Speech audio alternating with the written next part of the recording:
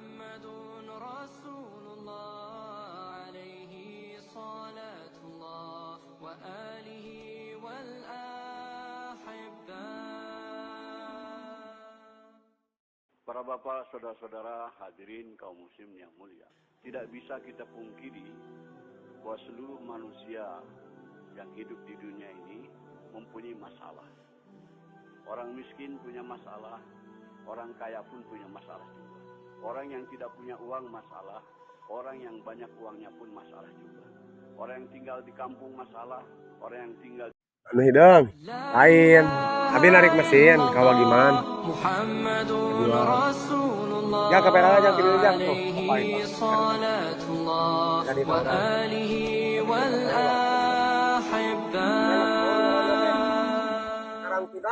para bapak, saudara-saudara, hadirin kaum muslim yang mulia, tidak bisa kita pungkiri bahwa seluruh manusia yang hidup di dunia ini mempunyai masalah. Orang miskin punya masalah, orang kaya pun punya masalah. Orang yang tidak punya uang masalah, orang yang banyak uangnya pun masalah juga.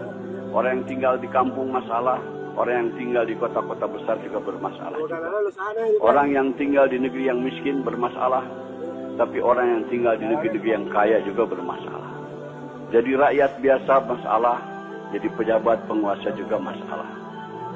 Kalau dalam ketentaraan, kopral bermasalah, jenderal pun bermasalah juga. Tidak bisa dipungkiri.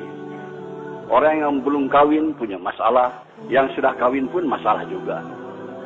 Yang belum punya anak masalah, yang sudah punya anak banyak pun masalah juga. Yang tinggal di gubuk bermasalah, tapi yang tinggal di rumah-rumah mewah juga bermasalah juga. Allah Subhanahu wa taala mengutus Rasulullah SAW untuk menyelesaikan segala masalah manusia. Masalah manusia dunia maupun masalah di akhirat. Apa yang dibawa oleh Rasulullah untuk menyelesaikan masalah manusia bukan membawa kekuasaan, bukan bawa jabatan, bukan bawa harta kekayaan, tapi yang dibawa oleh Nabi adalah agama.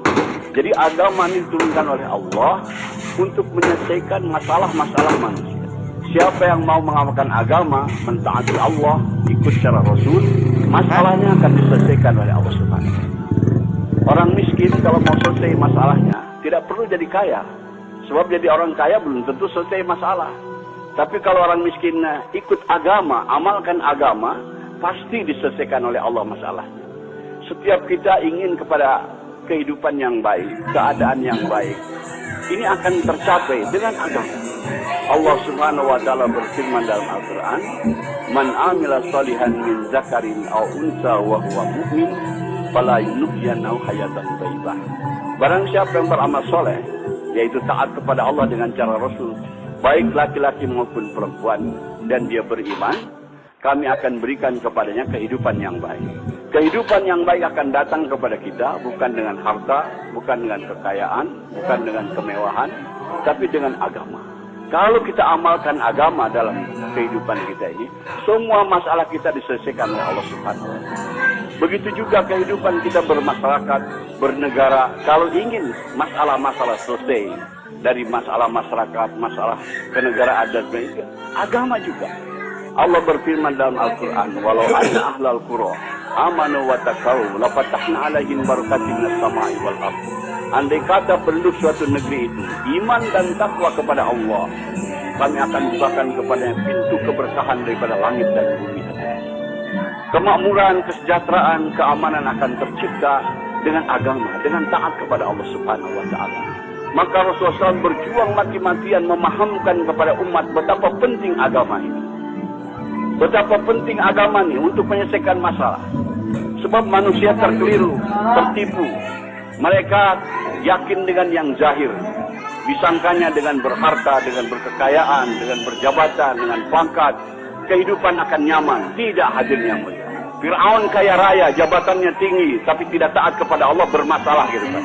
Karun kaya raya, orang terkaya di dunia ketika itu, tapi tidak mau taat kepada Allah, bermasalah hidupnya. Namrud juga raja dunia, dia tidak taat kepada Allah, bermasalah kehidupannya. Semua masalah-masalah datang kepada kita dari dia taat kepada Allah Subhanahu wa taala. Bukan karena pendapatan kecil, bukan karena miskin, bukan. Yang menyusahkan kehidupan kita ini adalah dosa-dosa kita sendiri. Hadirin, di Jakarta ada ungkapan kata gubuk derita. Maksudnya karena tinggal di gubuk hidup menderita. Sebetulnya yang bikin menderita bukan gubuknya, tapi dosa-dosanya hadirnya. Orang yang berdosa itu walaupun tinggal di gedung yang mewah, tetap hidupnya akan gelisah hadirnya. Ketahuilah hadirnya ya, semua kesusahan yang datang kepada kita ini akibat daripada dosa-dosa kita. Allah Subhanahu wa Ta'ala memberikan contoh yang gamblang dalam Al-Quran. Nabi Ibrahim alaihissalam dapat cobaan kena hukuman bakar oleh Namrud, dimasukkan ke dalam api selama kurang lebih 40 hari 40 malam. Tapi karena Nabi Ibrahim orang yang taat kepada Allah, orang mengamalkan agama, di dalam